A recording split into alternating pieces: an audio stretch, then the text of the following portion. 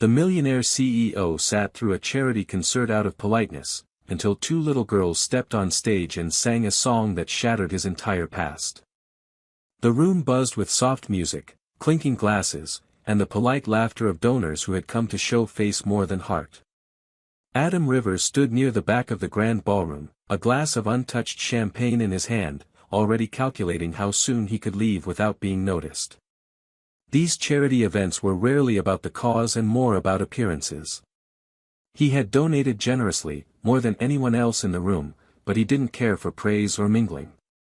His light brown hair was neatly styled, his tailored black suit flawless, and his deep brown eyes scanned the room with mild detachment. He was here out of obligation, nothing more. He was just about to turn away from the stage and make a quiet exit when the host stepped up to the microphone and announced a special performance. Two young sisters were going to sing, the host said, in support of children's medical needs. It barely registered for Adam, just background noise. But when the spotlight hit the stage and two little girls walked out hand in hand, something inside him jolted. They couldn't have been more than 6 years old. They wore matching white dresses, and their long brown hair curled softly around their faces. Their eyes, warm, wide, and so painfully familiar, seemed to pierce right through him. As the music began and they started to sing, Adam remained still, completely unaware of the rest of the room. The girls had a natural harmony, their voices clear and sweet, innocent but strong. The crowd around him softened, and some even wiped away tears, but Adam could only focus on one thing. Their faces. The shape of their eyes, the tilt of their chin, the way one of them tapped her foot slightly offbeat, all of it was unmistakably connected to something, or rather someone, in his past. He leaned slightly forward, as if closing the distance between himself and a truth he hadn't yet accepted. And that's when he saw her. Off to the side of the stage, standing alone, her hands clasped tightly in front of her, was a woman with familiar posture and a face he hadn't seen in 6 years.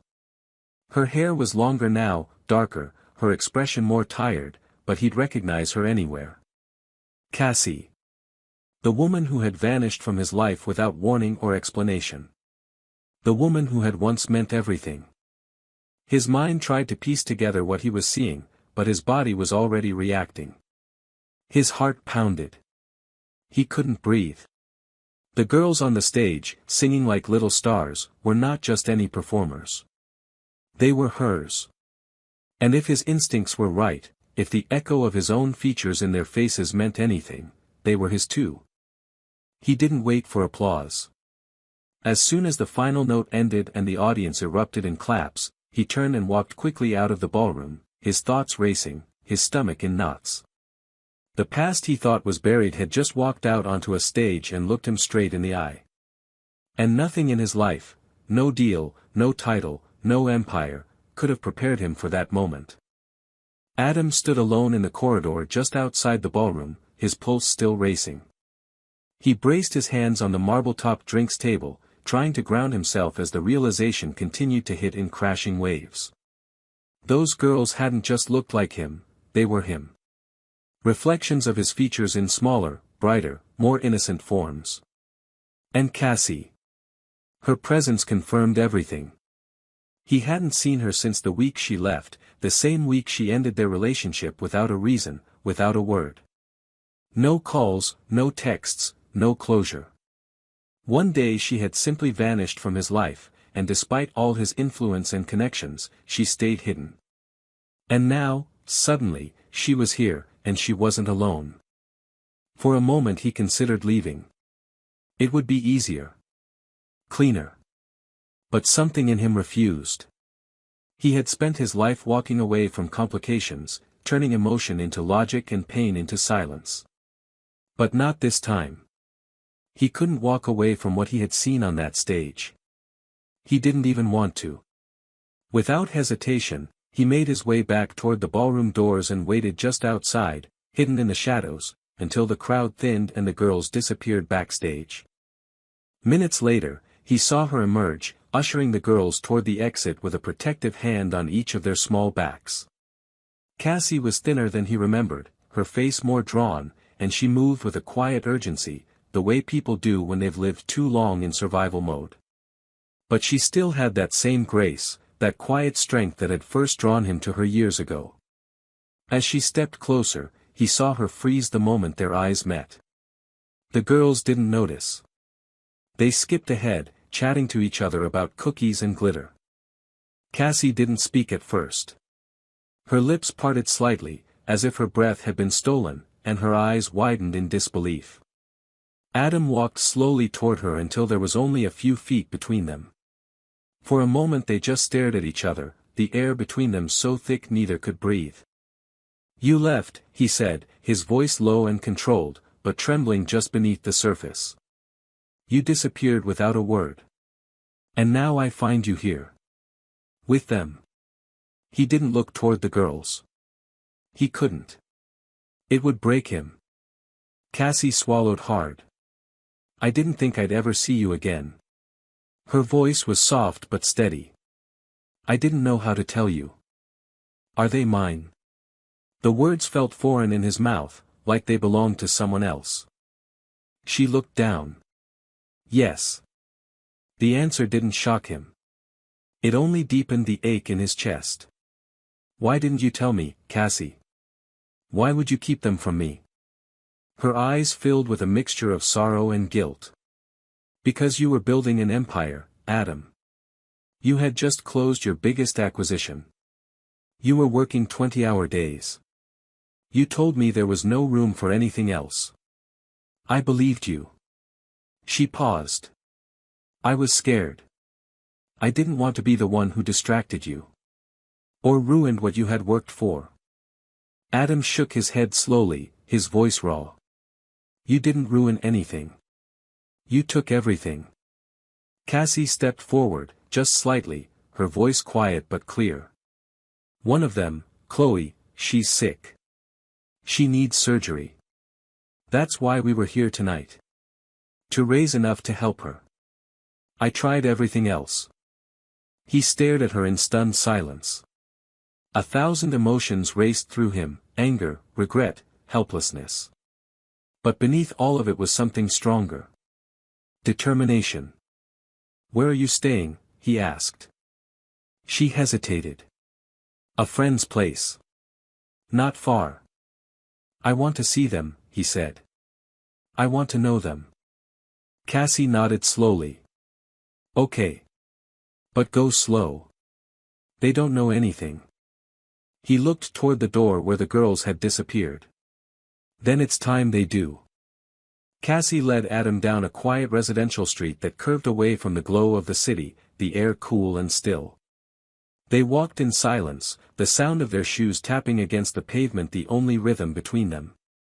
Every few steps, Cassie would glance over her shoulder to make sure the girls were still ahead, skipping and laughing, unaware of the tension walking behind them. Adam kept his distance at first, unsure of what he was even allowed to feel, let alone say.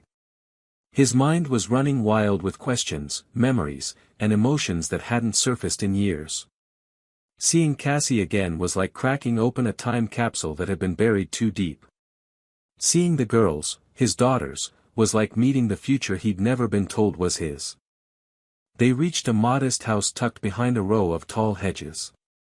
It wasn't fancy, but it looked lived in, cared for.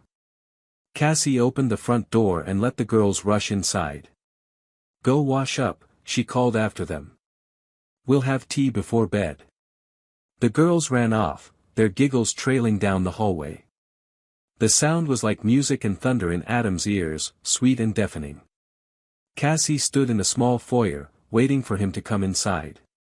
He hesitated at the threshold, as if afraid crossing it would make everything permanent. But he stepped forward. Inside, the house was warm, quiet, and full of traces of the life he had missed. Children's shoes near the door, drawings on the refrigerator, a half-built puzzle on the coffee table. It was all so intimate, so familiar and foreign at once. Cassie offered him tea, but he shook his head. He didn't want to pretend this was normal. "When did you find out Chloe was sick?" he asked, breaking the silence. She leaned against the kitchen doorway. "About a year ago." It started with shortness of breath, fatigue. We saw a cardiologist. It's a congenital defect.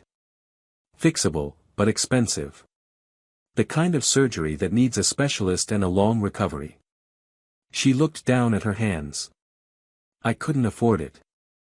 The fundraiser tonight was a last try. He felt something shift in his chest, a slow building pressure that had nowhere to go. Why didn't you call me then? Not about us. Just about her. You knew I'd help. I didn't know that, she said honestly. I didn't know what you'd say after all this time. After everything I didn't say. Adam turned away, walked toward the hallway, his fingers brushing the edge of a framed drawing, 3 stick figures and a rainbow. His name wasn't written anywhere. Of course it wasn't. He wasn't part of this story. Not until now. Do they know about me? He asked. No, Cassie replied, quiet again. They know they have a father, but not who. I didn't lie, I just left out the details. I didn't want to fill their heads with someone who might not come back. Adam clenched his jaw. I'm not going anywhere now. Cassie didn't smile, didn't soften. I want to believe that. Just then, the girls came back into the room, now in pajamas, matching ones with little yellow stars. Chloe climbed up onto the couch with a picture book in hand, while Emma wandered over to Adam without hesitation. You were at our concert, she said matter-of-factly. I saw you looking at us. He lowered himself to her level. Yes. I was there. You both sang beautifully. She looked him over with narrowed eyes, curious, almost suspicious. Are you Mommy's friend? He hesitated. Cassie held her breath behind them. I'm hoping I can be your friend too, he said carefully. Emma considered that. Okay. But you'll have to learn the secret handshake. And Chloe has to like you first. He smiled for real then, something soft and unfamiliar on his face. Deal. Later, after tea and bedtime stories and reluctant goodnights, Adam stood in the hallway outside the girls' bedroom, watching their slow, even breathing. Chloe clutched a stuffed bear, Emma's hand dangled off the bed. He turned to Cassie, who stood beside him, arms folded, tired in a way only mothers are. You raised them well, he said. I did my best, she replied. You shouldn't have had to do it alone. She looked at him, unsure of what to say. I can't change the past, he said. But I want to be part of their future. Whatever that looks like. And for the first time that night, Cassie didn't pull away. She simply nodded. Then start by being here tomorrow. And he knew he would. The next morning came softly, sunlight spilling through the sheer curtains and painting the living room in warm gold. Adam had barely slept, spending most of the night on the small pull-out couch in Cassie's guest room, staring at the ceiling with thoughts that refused to quiet. For the first time in his life, he felt like the outsider in a world he desperately wanted to belong to. When he finally rose, the house was already awake. Laughter floated from the kitchen, along with the smell of pancakes and something sweet, maybe syrup or cinnamon. He followed the sound and found Cassie flipping pancakes with one hand while Emma sat at the table coloring, and Chloe stood beside her mother, watching the pan with serious concentration. It looked effortless, natural, like a life with routines he had never been part of. But the moment Emma saw him, her eyes lit up and she jumped down from her chair. You came back, she shouted, running to hug his legs. Adam bent down, surprised and grateful all at once. Of course I did, he said, smoothing her hair. I said I would.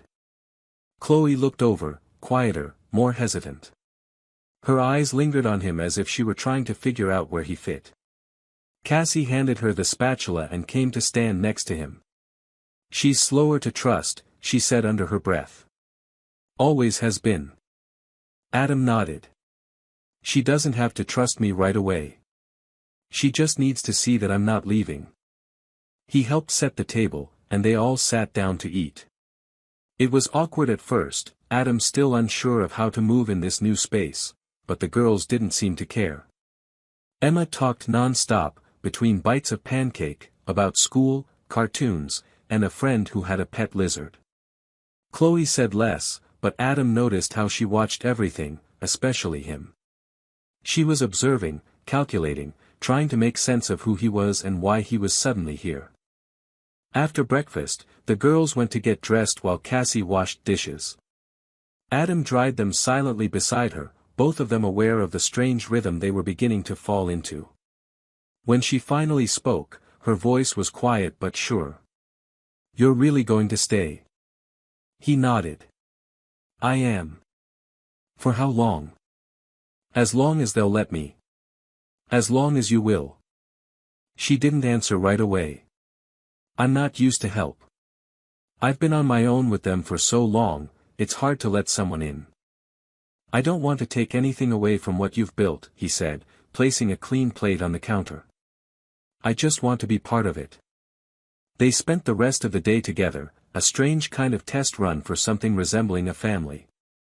Adam joined the girls in a game of pretend, some combination of princess rescue and space mission, and found himself laughing, truly laughing, in a way that felt foreign and long overdue. When Chloe accidentally bumped into him and he caught her, she didn't pull away. She looked up at him and said quietly, "You don't feel like a stranger anymore." He felt something tighten in his chest at that. He didn't want to be a stranger. Not ever again. That night, after the girls were tucked in, Adam stood in the doorway watching them sleep. Cassie came up beside him, arms folded over her chest. "They've never had anyone else here," she said. "Not really. No one who stayed." He looked at her, his voice barely above a whisper. "I'm staying." She looked up at him, not entirely convinced, but not pushing him away either. And for the first time, it didn't feel like he was borrowing someone else's life. It felt like he was beginning his own. The following days settled into a strange, tender rhythm that neither Adam nor Cassie had expected. Each morning, Adam would wake before the girls, sometimes helping Cassie with breakfast, other times simply watching her move through the kitchen with a comfort and grace he hadn't realized he missed. He began to learn small but significant things. Emma liked syrup on everything, Chloe only wore mismatched socks on purpose, and both girls insisted that pancakes tasted better if eaten while sitting on the floor. He didn't question any of it. He simply joined them, one moment at a time, folding himself into the life he had been absent from for far too long. Chloe remained cautious but no longer distant. She would ask him questions, not about the past, but about himself. What was his favorite animal?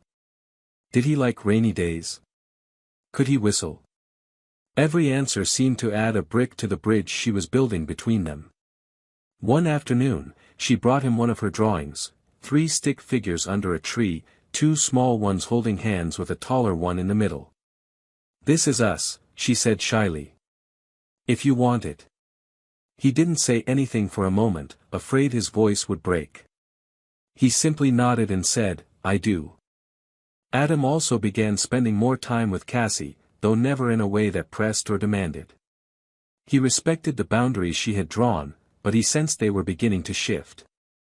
They talked late into the evenings after the girls went to sleep, sometimes about the future, sometimes about the years between them that had stretched like a silence neither knew how to fill. Cassie told him how hard it had been, how she had worked nights and skipped meals to make sure the girls had enough, how many times she had looked at her phone and almost called him. He listened without interrupting, letting her share what she had kept locked inside for so long. One evening, as they sat together on the porch watching the girls chase fireflies in the fading light, Cassie turned to him and said, "I never wanted to do it alone, Adam. I was just scared you wouldn't want this. Any of it." He didn't look away. "I didn't know what I wanted back then. I thought success was the only thing that mattered. But it's not. Not even close." Her eyes searched his, full of guarded hope. "You mean that?" "I mean every word," he replied. The next day, Adam took a call from the hospital while the girls played in the yard. The specialist had reviewed Chloe's case and recommended surgery soon. The timing was right, and thanks to Adam's connections and insistence, everything could be scheduled within the week. When he told Cassie, she was silent for a moment, tears filling her eyes. "You really did it," she said. "You saved her." "No," Adam replied, shaking his head. "You did. You fought for her. I'm just finally doing what I should have done from the beginning." They sat with the girls that evening and explained the surgery in gentle, careful words. Chloe nodded bravely, even though Adam could see the fear in her eyes. He took her hand and promised he would be there the entire time. She looked at him for a long moment before saying, "Okay. But only if you bring my bear too." That night, as Cassie tucked the girls into bed, Adam stood just outside their room listening to the lullabies and whispered goodnights. He felt like a stranger and a father all at once, carrying the weight of missed years alongside the hope of new ones. And when Cassie stepped into the hallway and met his gaze, he saw it in her eyes, something changing, something softening. Not forgiveness, not yet. But something real. And for the first time in a long time, Adam felt worthy of the title he had never dared claim, Dad. The morning of the surgery arrived with a gray sky and quiet air, as if the world itself understood the weight of the day.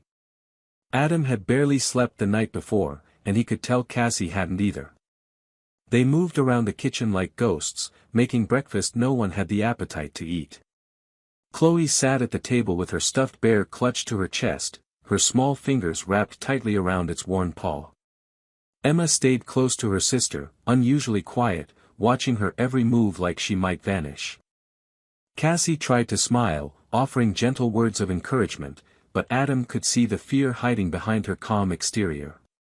He wished he could take it from her, carry it all himself, but all he could do was be there, fully, completely, without distraction. When it was time to leave, he helped Chloe into her little coat, careful to keep his voice steady. She looked up at him with her big brown eyes and whispered, "Will it hurt?" He knelt down beside her, placing a hand on her shoulder. "Maybe a little," he said honestly. "But we're going to be right there when you wake up. And after that, it's going to get better. I promise." The drive to the hospital was quiet, filled only with the soft hum of the engine and the occasional whispered word from the back seat. Cassie held Chloe's hand the whole way. Adam drove with white knuckles, watching the rearview mirror more than the road, checking and rechecking Chloe's expression. Every now and then she caught his eye and gave him a tiny, nervous smile, as if trying to reassure him instead of the other way around. At the hospital, the staff was kind and warm, doing their best to make the sterile environment feel less frightening. Chloe was brave, more than anyone had a right to expect from someone so small. She answered questions calmly, held her bear tightly, and only faltered when the nurse said it was time to say goodbye. Her lower lip trembled, and she turned to Adam and Cassie with wide eyes. "You'll be here when I wake up?" she asked. Adam nodded immediately, taking her hand. "We're not going anywhere." They watched her disappear down the hallway, her bear tucked under her arm, her small form swallowed up by the hospital gown and the large doors. When she was gone, the silence became unbearable. Cassie collapsed into the nearest chair, burying her face in her hands. Adam sat beside her, placing his arm around her shoulders without a word. For the first time since they had reunited, she leaned into him without hesitation. He felt her breath shake, felt her tears soak into his shirt, and held her tighter. Hours passed in a haze of waiting room coffee, brief updates, and unbearable stillness. Adam tried reading emails, scrolling through news, anything to keep his mind from wandering into fear. But nothing helped. Every time the door opened, he jumped, his stomach twisting, his mind bracing for the worst. When the doctor finally walked in, both Adam and Cassie stood at the same time, holding their breath. The surgeon smiled, tired but reassuring. "She did beautifully," he said. "The surgery went well, no complications. She'll be in recovery for a while, but everything looks good." Cassie burst into tears. Adam felt his legs weaken and sat back down, breathing out a relief so deep it made him dizzy. The doctor continued speaking, explaining post-op care, medications, follow-up appointments, but Adam barely heard it. All he could focus on was the fact that she was okay. Later, they were allowed to see her. Chloe looked impossibly small in the hospital bed, her face pale, her breathing slow but steady. Emma stood beside her quietly, holding her sister's hand. Cassie brushed the hair from Chloe's forehead and whispered something Adam couldn't hear. Then Chloe's eyelids fluttered open, and she looked around the room. Her gaze landed on Adam. "You stayed," she said in a hoarse whisper. He stepped forward and smiled. "Of course I did." She gave a weak smile, then added, "Did you bring my bear?" He held it up and placed it gently beside her. "Never let it out of my sight." She nodded, her eyes already closing again, drifting back into sleep with the comfort of knowing she was safe. That night, Adam sat in the hospital chair beside her bed, long after Cassie and Emma had gone home to rest. He watched the monitors blink, listened to the soft beat of her heart, and realized that in the span of just a few days, everything had changed. He was no longer a man defined by boardrooms, deadlines, and corporate conquests. He was a father. And he was never walking away again. Chloe's recovery was slower than anyone had hoped, but it was steady. She spent several days in the hospital, drifting between long naps and quiet moments with books and soft cartoons playing on the television. The nurses adored her, charmed by her quiet strength and sharp wit. Cassie rarely left her side, always hovering with a gentle hand and steady voice, while Adam split his time between work, only what was absolutely necessary, and being in that room, helping in any way he could. He read to Chloe in the mornings, brought her puzzles in the afternoon, and held her hand when the medications made her feel sick or tired. She no longer hesitated to call him Dad. It had slipped out one morning when he had been adjusting her blanket. She had mumbled it sleepily, and he had nearly frozen, his heart catching in his throat. He didn't say anything in the moment, afraid to scare the word away, but it echoed in his chest for the rest of the day like the warmest kind of thunder. Cassie saw it happen too, that slow, undeniable shift. She had once known a man who lived in expensive suits and schedules, whose world was built on control. But the man who now sat beside their daughter's hospital bed in wrinkled clothes and dark-circled eyes, whispering knock-knock jokes and brushing hair out of a little girl's face, he was different. Softer. Truer. She didn't say anything at first, but she watched him closely, trying to reconcile the man he used to be with the one who now reached for her hand when Chloe was taken away for follow-up scans. Emma had struggled the most with the change. She had stayed with a neighbor during the hospital nights and had grown more withdrawn, unsure of her place now that Chloe received all the attention and Adam seemed to orbit around her. One evening, when Adam came home from the hospital to check on her, she wouldn't speak to him. She sat on the floor in her room, silently braiding her doll's hair, refusing to look up. He knelt beside her and waited. After a long time, she whispered, "You're Chloe's dad now. Not mine." Adam's heart sank. He hadn't expected her to say it, but it made perfect sense. From her eyes, he had chosen Chloe, the girl in the hospital, the one who needed him most. But Emma needed him too, just differently. He looked her in the eyes and said, "I know it feels that way. But I'm yours too. If you want me to be." She blinked at him, not convinced. "But I'm not sick. I don't need help." He took her hand gently. "That doesn't mean you don't matter. I miss just as much time with you. I want to make that up too. Not just with Chloe. With both of you." She looked at him, still unsure. "Then will you come to my school play next week? Even if Chloe still needs you?" He didn't hesitate. "I'll be there in the front row." After that, she began to soften again. She asked him to help her with a drawing, and later, she brought him a picture of a house with 4 people drawn in bright colors. She had labeled them all with careful letters, Mommy, Chloe, Emma, and Daddy. When he saw it, he didn't know whether to laugh or cry. He simply picked her up and hugged her until she giggled and said he was squeezing too hard. Back at the hospital, Chloe was gaining strength.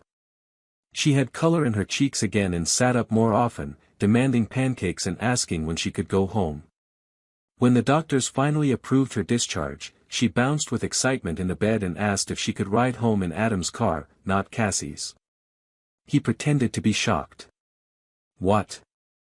My car isn't full of stickers and cracker crumbs like your mom's." She laughed. "That's why I want to go in yours." Cassie packed their things slowly, watching Adam help Chloe into her shoes. There was something surreal about it. This man who had once vanished from her life was now folding hospital discharge papers, tucking a stuffed bear under his daughter's arm, and memorizing medication schedules like it was the most natural thing in the world. She felt something crack open inside her, something she had boarded up long ago. That night, back home, after the girls were asleep and the house had gone quiet, Cassie and Adam sat together in the living room. She was tired, her head leaning back against the couch, but her eyes were open and steady. "You really stayed," she said quietly. "I meant it," he answered. She turned her face toward him. "I thought I would have to do all of this alone. I prepared for it. But you're here." He reached for her hand, not urgently, but like someone who finally understood how fragile trust could be. "And I'm not leaving." This time, she didn't pull away. She let their fingers interlace. And when she leaned her head on his shoulder, it didn't feel like forgiveness. It felt like beginning again. The weeks that followed felt like a quiet kind of miracle. Chloe's recovery was slow but certain, each day bringing more energy, more laughter, and fewer reminders of how close things had come to the edge. The house was filled again with morning cartoons, mismatched socks, and requests for pancakes at odd hours. The chaos was constant, but so was the joy. Adam adjusted to it with a surprising kind of ease. He wasn't just a visitor anymore. He had learned the rhythm of their mornings, the language of Emma's moods, the different way Chloe smiled when she was proud versus when she was shy. He knew which books they wanted before bed and when Cassie needed a quiet look more than she needed words. There were still moments of awkwardness, little remnants of the time lost between them. Adam sometimes caught himself looking too long at family photos from before his presence, feeling the ache of absence in the space where he should have been. But then Chloe would tug on his sleeve to show him a new drawing, or Emma would slip her hand into his during a walk, and the ache would dissolve into something softer. Cassie had grown quieter too, not distant, but contemplative, like she was slowly unlearning all the ways she had taught herself not to rely on anyone. She had been a fortress for so long, and now there was someone beside her who wasn't trying to break in, but to help her carry the weight of the walls. One Sunday afternoon, the girls set up a pretend restaurant in the living room, complete with menus scribbled on notepads and mismatched dishes from the kitchen. Adam was their only customer, and he sat dutifully at their makeshift table while Chloe served invisible spaghetti and Emma tried to overcharge him for lemonade made of water. Cassie watched from the hallway, smiling, her arms crossed loosely over her chest. When he looked up and caught her eye, something passed between them that hadn't been there before, certainty. Later that evening, after the girls were in bed and the toy dishes had been returned to their shelves, Adam found Cassie standing by the kitchen window, staring out into the yard where moonlight touched the tops of the grass. He approached quietly, not wanting to break the moment. She didn't turn around when she spoke. "I never imagined we'd end up here," she said. "I spent years thinking it would just be me and them. I convinced myself that was enough. That I was enough." Adam stood beside her and looked out at the same view. "You were more than enough," he said. "You saved them. You saved yourself. You built a life for them out of nothing. I'm just trying to be worthy of it now." She turned to him then, eyes full of emotion, but not fear. "You are," she said softly. They didn't speak much more that night, but something between them had shifted again, like the final piece of something long unfinished falling into place. In the weeks that followed, Adam moved in slowly, not with bags or grand gestures, but by presence. A toothbrush left in the bathroom, a jacket hung near the door, a favorite mug that began showing up in the dishwasher. The girls noticed, of course, and when they asked if Daddy was staying forever, Cassie only smiled and looked at Adam. He answered for them. Yes. If you'll have me. Their life didn't suddenly become perfect. There were still long nights, unexpected fevers, forgotten lunches, and moments when the past tried to sneak in through the cracks. But there was also laughter, warmth, and the kind of love that doesn't shout, but anchors everything. On a quiet evening, months after Chloe's surgery, the four of them sat on the porch watching the sunset. Emma curled up in Adam's lap, Chloe beside Cassie, their hands linked. There were no big declarations, no dramatic revelations, just peace. The kind that had once seemed impossible. Adam looked at them, these three people who had once been strangers and now were his whole world, and realized that everything he had ever chased had brought him here. To this porch. To this family. To this beginning. In my opinion, the ending of this story is both deeply satisfying and emotionally earned. What began as a chance encounter rooted in regret and the pain of the unknown gradually unfolded into a journey of healing, trust, and rediscovery. Adam's transformation from a distant, driven businessman into a present, compassionate father is a reminder that it's never too late to step into the role life always meant for you. Cassie's quiet resilience and willingness to open the door again to someone who once let her down shows immense strength and grace. And the girls, through their innocence and love, become the bridge that reconnects two people who once lost each other. This isn't just a love story, it's a redemption arc wrapped in family, honesty, and second chances. And sometimes, those are the most powerful stories of all.